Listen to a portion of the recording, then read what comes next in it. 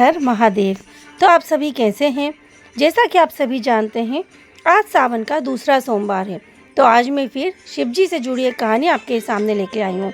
इससे पहले मैंने एक और कहानी सुनाई थी। यदि आप वो कहानी सुनना चाहते हैं तो उसकी लिंक मैंने डिस्क्रिप्शन बॉक्स में दे दी है, आप सुन सकते हैं। और कहानी शुरू करने से पहले मैं आपको एक बात बताऊँ कि आपने यदि अब तक मेरे चैनल को सब्सक्राइब नहीं किया है तो प्लीज़ आप मेरे चैनल को सब्सक्राइब कीजिए, लाइक कीजिए एंड कमेंट बॉक्स में लिखकर ज़रूर बताइए कि आपको ये कहानी कैसी लगी। तो ये कहानी है नंदी की। क्या आप जानते हैं कि नंदी के कान में क्यों बोलते हैं? आपने देखा होगा, हम सभी जब शिवजी के मंदिर में जाते हैं तो हम नंदी के कान में कुछ भी बोलते हैं, कोई भी अपनी एक विश, अपनी इच्छा बोलते हैं। तो क्या आप इसका रीज़न जानते हैं कि हम ऐसा क्यों करते हैं? तो चलिए आज मैं इस कहानी से आपको बताती हूँ कि हम नंदी के कान में क्यों बोलते हैं। एक समय की बात है, शिलाद ऋषि नामक एक ऋषि थे। उनके जो पितृ थे यानी उनके जो पूर्वज थे, उन्होंने उनसे कहा कि उन्हें वंश बढ़ाना चाहिए। उनके कोई संतान नहीं थी। उन्होंने शिवजी की घोर तपस्या की, जिससे कि उन्हें एक पुत्र प्राप्त हुआ। उन्होंने उस पुत्र को भगवान शिवजी का आशीर्वाद माना और उसका नाम नंदी रखा। वे अपने पुत्र को बड़े प्यार से पालने लगे।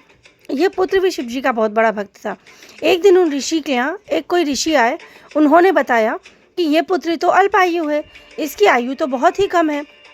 ये बात जब शिलाद ऋषि ने सुनी तो वो बहुत परेशान हो गए। उन्होंने शिवजी की घोर तपस्या और आराधना करना शुरू कर दिया और अपने पुत्र नंदी से भी कहा कि वो भी शिवजी की घोर तपस्या करे। ये पुत्र नंदी शिवजी की बहुत तपस्या करने लगा। इतनी तपस्या करते करते एक दिन शिवजी उससे बहुत प्रसन्न हो गए और शिवजी उनके सामने प्रकट हुए और उनसे कहा, हे बालक, तू अल्पायु कैसे हो सकता है? तुझे तो स्वयं मेरा आशीर्वाद प्राप्त है।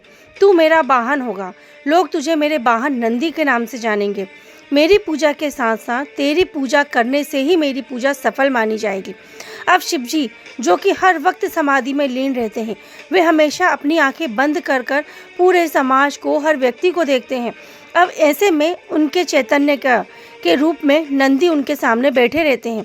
जब भी कोई भक्त उनके पास जाता है तो उनकी समाधि में विघ्न ना पड़े, इसलिए वे उनकी जो भी मनोकामना होती है वो नंदी के कान में बोल देते हैं। और नंदी के कान में बोली हुई एक एक बात शिवजी तक पूरी तरह से अक्षर अक्षर सहित उनके पास पहुंच जाती है और सच्चे हृदय से की गई प्रार्थना जरूर पूरी भी होती है। तो इसीलिए नंदी के कान में लोग कहते हैं। अब नंदी के कान में बोलते समय किस बातों का ध्यान रखना चाहिए? हमें ये ध्यान रखना चाहिए कि हम जब नंदी के कान में कुछ भी बोलें तो वो बात इतने धीरे बोलना चाहिए कि वो किसी को भी सुनाई ना दे। यहाँ तक कि हमारे पास यदि कोई व्यक्ति खड़ा है तो उसे भी सुनाई ना दे। बोलते समय हमें अपने मुंह पर हाथ रख लेना चाहिए, जिससे कि आवाज़ बिल्कुल भी बाहर ना निकले। एक चीज़ का ये ध्यान रखना चाहिए कि जब हम नंदी के कान में बोलें तो जब हम एक कान में बात बोल रहे हैं तो एक हाथ से उसके दूसरे कान को ढक दें, ताकि वो बात दूसरे कान से बाहर ना निकल पाए। जब भी हम नंदी के कान में कुछ बोलें तो उससे पहले हमें नंदी महाराज की पूजा करनी चाहिए और भेंट के फलस्वरूप हमें कुछ भी उनके चरणों में रखना चाहिए। फिर चाहे वो अनाज हो, फल हो, कुछ भी हो, हमें कुछ भी उनके पैरों के नीचे रखना चाहिए। हमें अपनी मनोकामना ज़्यादातर बैठकर ही बोलना चाहिए।